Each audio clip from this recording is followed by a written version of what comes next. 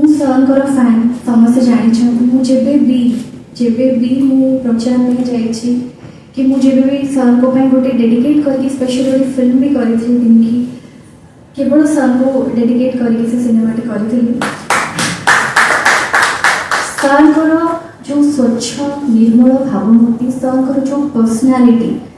से मत सब इंस्पायर करी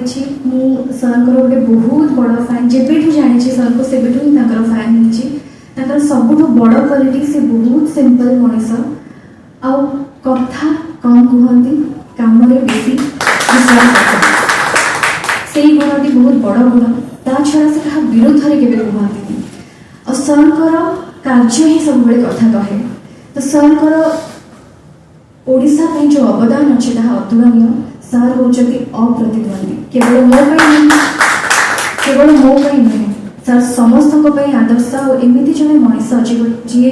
जो श्रेष्ठ मनीष जी एत स्वच्छ एत सुंदर मनीष सुंदर हृदयवान मनीष से समस्त आदर्श होगा उचित तेणु आज बहुत कृतज्ञता जनाऊँगी माननीय मुख्यमंत्री श्री नवीन पट्टनायक और आमर